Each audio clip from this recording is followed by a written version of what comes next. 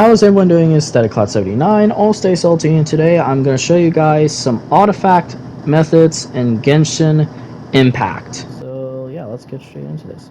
So the first thing you need to do is go to the domain of Gunyan, which is at Sea of Clouds, near Leeway at Gunyan Stone Forest. Go to the domain right here, and around here you would see yellow crystal flies, but as you can see there's none here because I collected them, but there is some at the Minion Village domain right here. So if we go here and we go down this, you should be able to find some crystal flies over here, maybe. Wouldn't gliding be faster? Should be able to. Here they are. So crystal flies look like this, basically. Geo crystal flies they're called. And you get some crystal cores from it. So, basically, once you collect some geo crystal cores, you go to any crafting table, which is located, there's 3 of them. One located in Inazuma City, one located in Mondstadt, and one located in Leeway.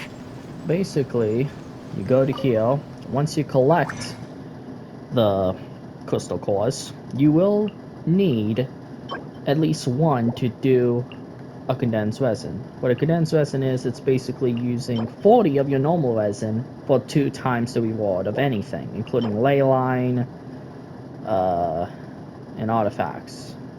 Pretty much. You can't do it for old bosses because that would just be too broken, now would it? So I'm gonna craft 3 since that's all I can do. And we're gonna go and do a domain. And it doesn't matter how many times you do this, you will get some good stuff. No matter what. We're gonna go into this domain.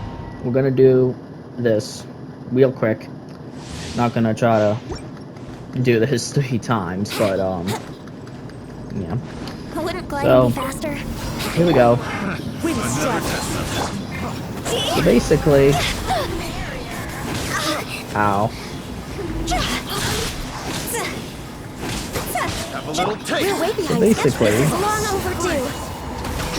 we're doing this domain right now, so once you do this domain, or any of the domains you're doing, think you can get away?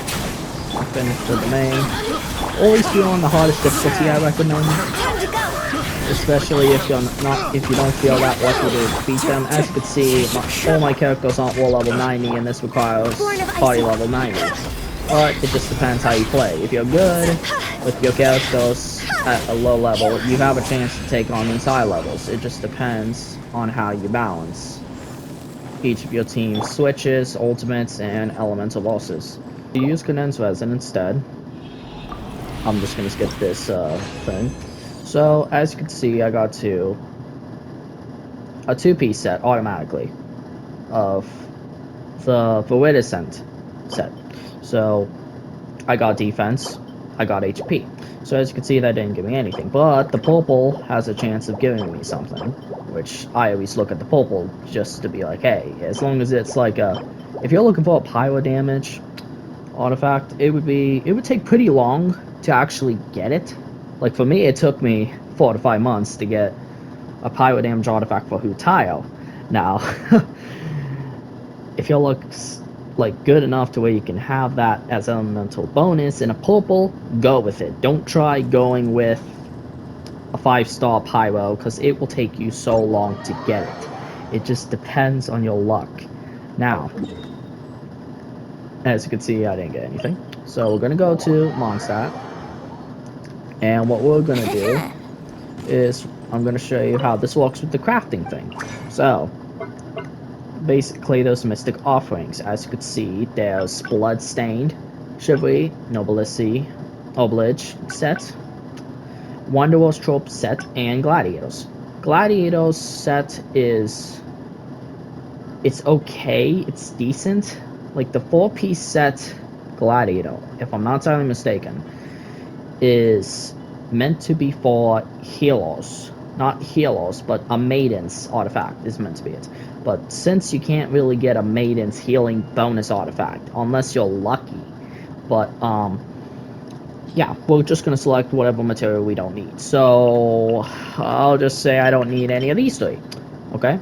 And we're gonna do the Mystic Offering. Gives you one artifact. So every 3 5-star artifacts you trade in gives you one artifact from the strong box, which is it's gonna be a gladiator artifact. Don't know what kind, it can be any. So as you can see, I got an attack one. That's okay, because you can just do it again if you have more of what you don't want. So let's say I don't want these two things. I'll do it again. And you could just keep doing this constantly until you get what you want. Look at this thing.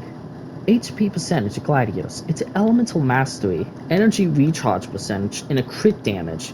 The defense, I don't know what defense is for really, but hey, the rest of the 3 substats are good, and like heck, you're getting like an extra substat on top of it, so you get 5 substats for this artifact, and they're not bad stats. So the chances of you like getting good stuff is pretty good. Like as long as you don't like get rid of your 5-star artifact that you want to keep actually, but you can just lock it and you'll be good to go. You'll know which one it is. And this one is okay. So yeah, we're just gonna go one more time just cause why not? Like let's just go one last time, shall we? So we're gonna just do one more. And what do we get? A geo damage bonus. You see? You get a geo damage bonus. Like, if I would need it, I only made Nole, but that's a geo. So, this artifact ain't really good. Like, HP and attack is okay, but defense, I still don't understand defense. I don't know what defense artifacts are for. I think it's just to make you a bit immune to attacks, but I might be sadly mistaken. And yeah, basically, if you're doing like this constantly and getting one of the artifacts you don't want, you can easily get the artifact you want that's a pyro damage. Because pyro damage is hard to get. It doesn't matter what set it's for, because you could just use the other 4 out of the 5 sets to make the 4th set completion of a Crimson Witch's Flames, like I did with my Hutile. I got a Gladiator's pyro damage. So, as you can see, getting rid of it. And we got another one.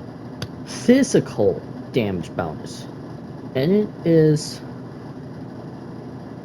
an artifact. It's the same thing, but it's physical. Okay, look at the substats on that. Wow. Physical damage bonus with a crit rate and a crit damage and an attack percentage and an HP percentage. That is not bad. Because imagine you get the 5 substat to make that into an HP. Just a normal HP. Or a normal attack. You know what? Just for fun, I am gonna level this one up. Just to show you guys how this would work. So, basically, we're just gonna go straight to the artifact we got, as you can see. An ammo. Oh, not an ammo, but physical damage bonus, my bad. So, we're gonna pick random 4 stars, okay? We're just gonna start leveling this up, and it will give you a random substat. Now, it's always at, like, level 4. It should be. Yep, 1 bonus attribute, meaning it's gonna give us a random bonus with these 4. What's it gonna be? Crit damage. Okay. But let's just increase it, shall we? So we're increasing this as we go. Physical damage bonus is still increased. It's going okay. But we can get a 5 substat, a 5th substat. There we go. We might get one. Okay, maybe not. But you do get a 5th substat, I guarantee. If not, then the luck is bad on our side. But for me, the luck is probably bad in general. And plus, physical damage bonus ain't bad. Like, you can use it if you want on a Eula, like the Eula 5-star Ice Claymore character, you can use that for, or like, just saying, it could be, it could work, like, it's possible, and as you can see, we're leveling it up. Just so you know, the crit rate is pretty low.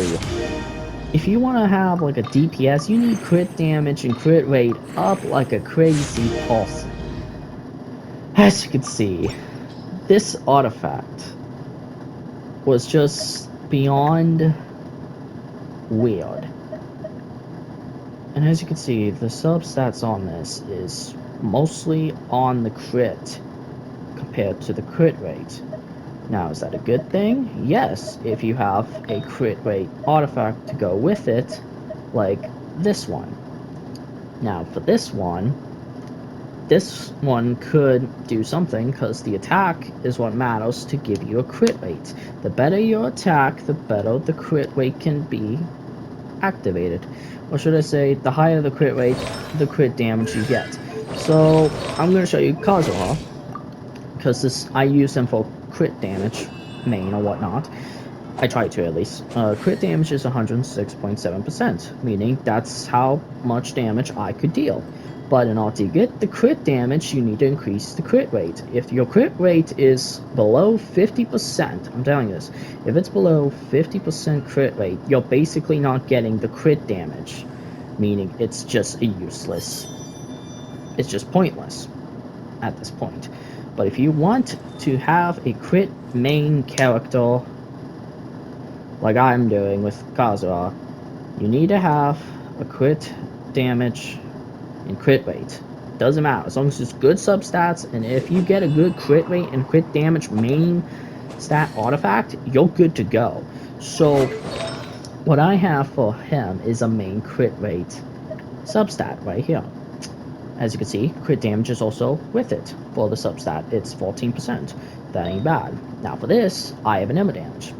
Again, an ammo is good if I wanted to do elemental bosses and elemental abilities, like my side ability and my ultimate, to be the crit rate to increase, or to actually be the crit damage itself for my elementals. My elemental abilities is what's used for crit damage.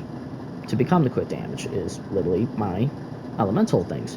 So, as you can see, crit damage, it's there. Crit rate, it's also there.